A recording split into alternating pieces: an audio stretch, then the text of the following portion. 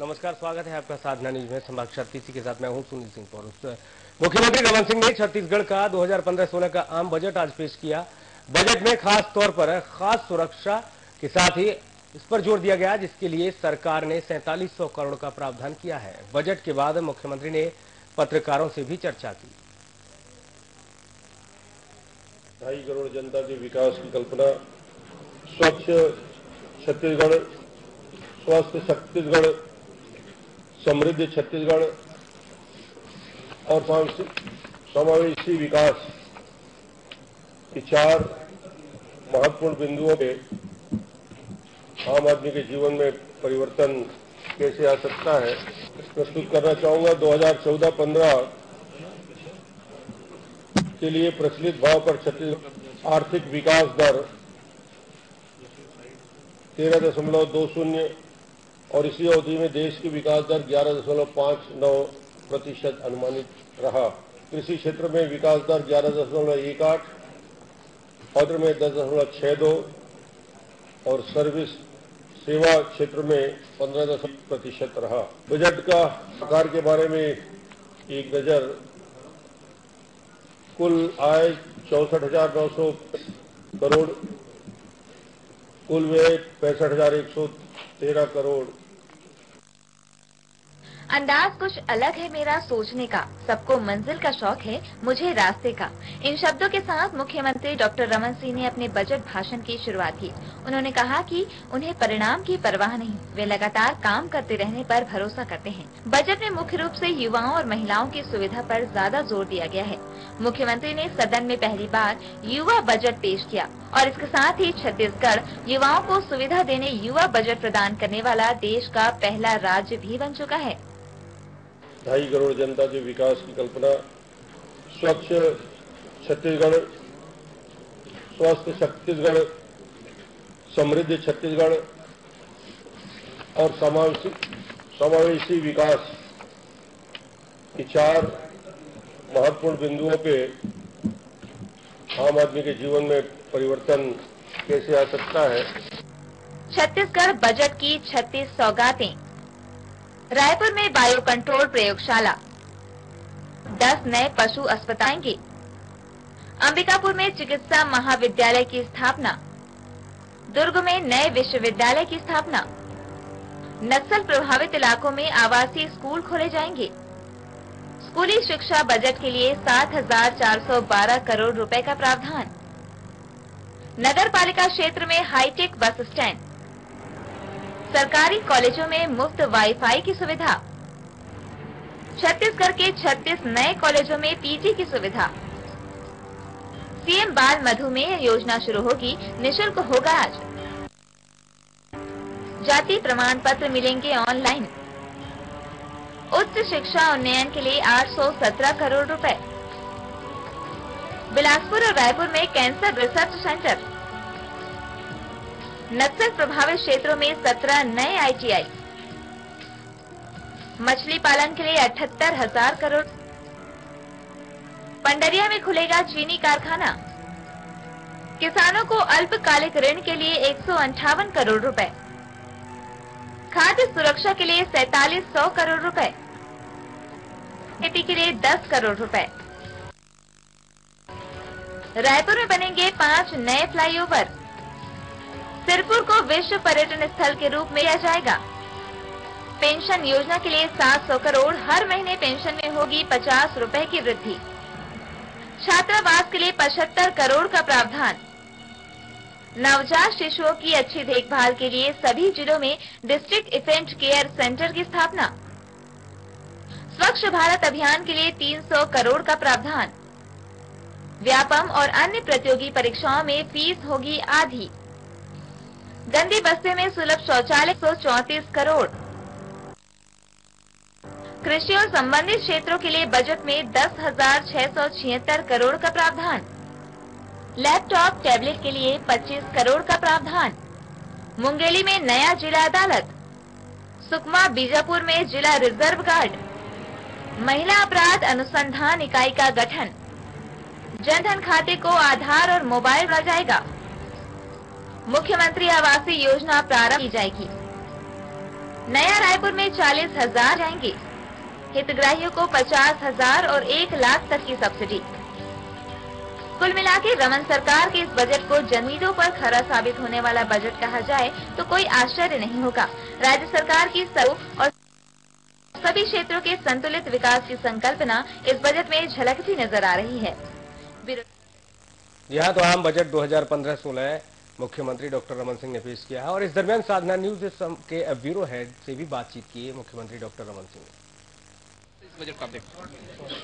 मूल जो भावना है छत्तीसगढ़, स्वस्थ छत्तीसगढ़, समृद्ध छत्तीसगढ़ और उसके साथ साथ इसका समावेशी विकास कैसे हो सकता है, इन बात को फोकस करके इस बजट में प्रावधान। 40 लाख लोगों से एसएमएस मंगाया गया था। तमाम लोगों की जो अपेक्षाएं थी उसे पूरा किया गया इस बजट में। उनसे एक राय मांगा गया और हमने कोशिश की कि समाहित कैसे किया जा सकता है।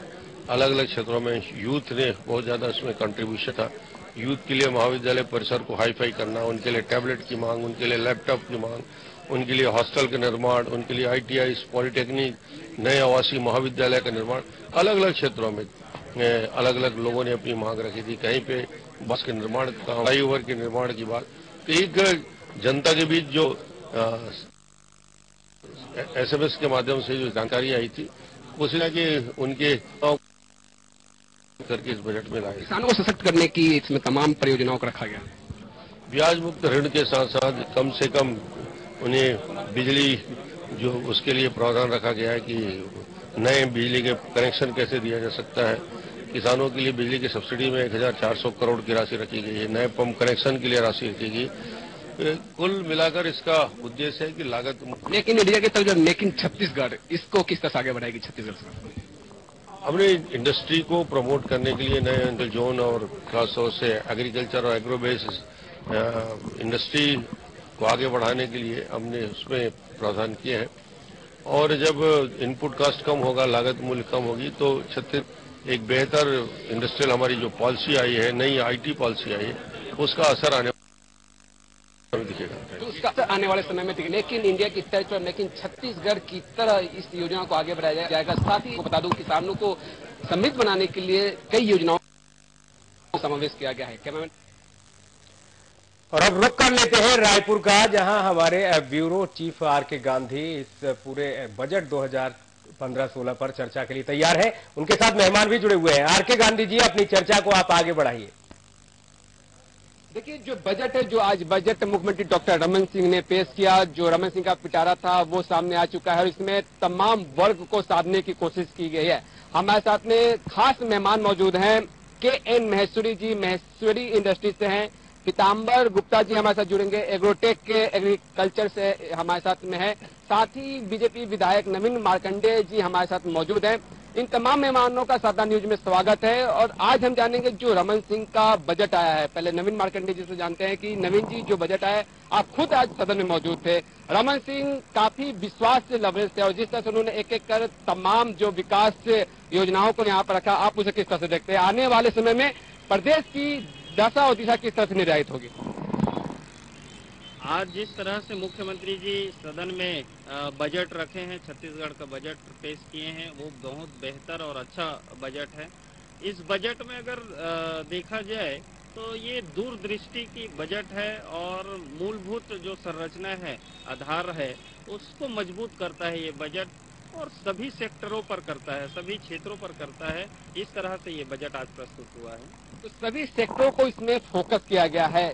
मेक इन इंडिया की तर्ज पर मेक इन छत्तीसगढ़ को आगे बढ़ाने की इसमें कोशिश होगी। हमारे साथ में इंडस्ट्री से भी जुड़े हुए कुछ लोग हैं। आपसे जानना चाहेंगे कि जिस तरह से उद्योगों को तरजीह दिया गया है, कुछ छूट यहाँ पर दिए गए, ये छूट किस तरह से इंडस्ट्रीज को, खासतौर पर मझौले और लघु उद्योगों को काफी अच्छा फायदा मिलेगा? देखिए, मैं प्लास्टिक इंडस्ट्री से हूँ। मुझे जैसा इसमें दिख रहा है कि एटलीस्ट ये मुझे बहुत अच्छा लगा कि इन्होंने जो है 1 करोड़ से 5 करोड़ रुपए तक ये एंट्री टैक्स को इन्होंने छूट दी है। ये बहुत एक अच्छा पहल है छत्तीसगढ़ सरकार की तरफ से। और उसके अलावा ये स्टील उद्योग को भी इन्होंने रोलिंग बिल को 5% से 4% किया, 1% का एंट्री वेट में भी इन्होंने दिया है। ये एक्चुअली देखा जाए तो बड़ा व्यापार को बढ़ाने के लिए एक बहुत अच्छा पहल है। एक बहुत अच्छा पहल है इंडस्ट्रीज को लेकर। हमारे साथ में एग्रीकल्चर को भी जान लेते हैं, क्योंकि कृषि बजट को अलग से पेश किया जाता है। छत्तीसगढ़ जब बजट पेश किया जाता है तो सबसे पहले कृषि बजट को ही फोकस किया जाता है। इस बार जो कृषि बजट आया है खासतौर पर किसानों को समृद्ध करने की बात कही जा रही है। क्या लगता है कि जो तमाम प्रावधान रखे गए हैं उसमें किसान सशक्त होंगे छत्तीसगढ़ के? निश्चित तौर पे सशक्त होंगे। निःशुल्क विद्युत प्रदाय हेतु 1230 करोड़ का प्रावधान किया गया है। सिंचाई परियोजनाएं हेतु रखी गई है। काफी बजट प्रावधान किया गया है, परंतु इस इंफ्रास्ट्रक्चर डेवलपमेंट के बाद हमारे यहाँ लगभग 20 लाख किसान हैं, जिसमें से 80% जो है लघु सीमांत किसान है, जो इरिगेशन फैसिलिटीज को यूज करने के लिए उन्हें जो चाहिए पंप्स चाहिए या फार्म मैकेनाइजेशन से रिलेटेड इम्प्लीमेंट चाहिए या pipe drip sprinkler irrigation facilities चाहिए, वो खरीदने में स्वयं सक्षम नहीं है। तो सरकार ने इसके लिए अनुदान की व्यवस्था कर रखी है, बट वो अनुदान पिछले सालों में कम हो गया, 2 सालों में, जिस कारण से वो इतने काबिल नहीं है, सक्षम नहीं है कि वो उसको खरीद पाएं, उतना कृषक अंश दे करके उसको ले पाएं। तो सरकार को इस ओर भी थोड़ा सा ध्यान देना चाहिए। केंद्र सरकार ने कम कर दिया सब्सिडी, अगर राज्य सरकार अपनी तरफ से कुछ सब्सिडी, अनुदान तो इस तरह रखा गया है, कुछ अनुदान तो मुख्यमंत्री डॉक्टर रमन सिंह बताते हैं उन्होंने इस बजट में अनुदान रखा है। अनुदान रखा है, बट वो जो परसेंटेज है, पर सेट का जो अनुदान परसेंटेज है, शाकंभरी योजना में 75% सब्सिडी मिलता है किसान को, वो बहुत अच्छा प्रोजेक्ट है। उस कारण से उससे किसानों का इरिगेशन फैसिलिटीज काफी कुछ बढ़ा है, जिस कारण से अब हमें कृषि कर्मण पुरस्कार मिल रहा है धान के उपज पे।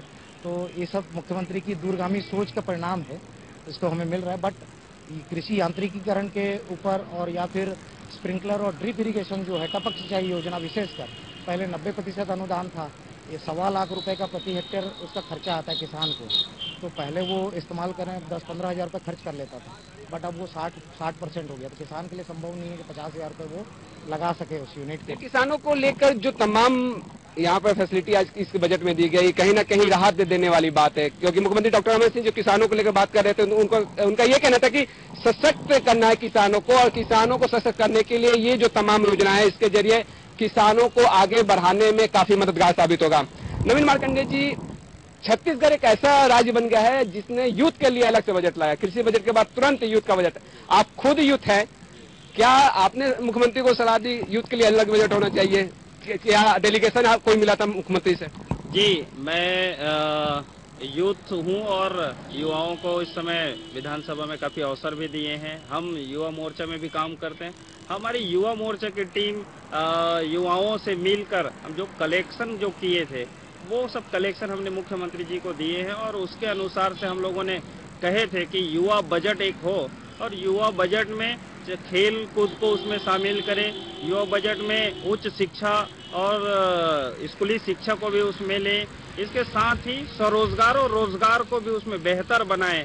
ऐसे हमने मुख्यमंत्री जी से कहे थे, और इसमें कौशल उन्नयन को जोड़कर लाइवलीहुड कॉलेज इसमें दिए हैं और टेक्निकल और इंस्टीट्यूट दिए हैं। ये हमारे लिए बहुत बेहतर और अच्छा है युवाओं के लिए। ग्रामीण क्षेत्रों में भी खेल कूद को प्रोत्साहन देने के लिए 3000 आबादी वाले गांवों में मिनी स्टेडियम की तैयारी इस बजट में शामिल किए हैं। ये भी बहुत बेहतर और स्वागत योग्य है। तो यूथ को लेकर जो बजट रखा गया, छत्तीसगढ़ एक ऐसा राज्य बन गया है, देश में पहला राज्य बन गया जिसने यूथ के लिए अलग से बजट लाया। इंडस्ट्रीज में किस तरह से इसका असर देखने को मिलेगा? क्योंकि यूथ जब तैयार होंगे, जब सक्षम होंगे, कौशल उन्नयन होगा, कुशल भारत निर्माण का यहाँ पे होगा, तो कहीं ना कहीं एक सक्षम और एक तकनीक से लवरेज युवा मिलेंगे उद्योग। नेचुरली अगर सरकार जो है यूथ को अगर डेवलपमेंट करना चाहती है और करेगी, तो नेचुरल